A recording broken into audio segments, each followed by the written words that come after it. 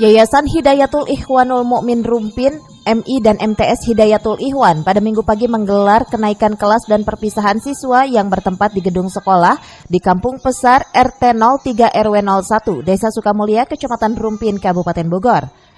Acara tersebut dimeriahkan dengan penampilan pentas seni dari siswa kelas 1 sampai dengan kelas 6. Kepala Sekolah Madrasah Ibtidaiyah Hidayatul Ikhwan, Maman Tamimi mengatakan, acara pelepasan dan kenaikan siswa kelas 2 dan 3 MTS serta pelepasan siswa kelas 6 dan madrasah itu dihadiri oleh para orang tua siswa. Acara tersebut berlangsung hikmat karena selama pandemi pihak sekolah tidak melaksanakan kegiatan tersebut. Menurutnya dengan jumlah murid MTS 47 siswa dan MI 46 siswa, mereka telah dinyatakan lulus 100%. Sementara siswa kelas 1 sampai dengan kelas 5 dinyatakan naik kelas 100%. Pihak sekolah berharap para siswa yang lulus bisa berguna dan bermanfaat bagi nusa dan bangsa. Sementara siswa yang meraih nilai tertinggi bisa melanjutkan ke jenjang sekolah negeri. Dari Rumpin, Kabupaten Bogor, Suhanda Abrizi melaporkan.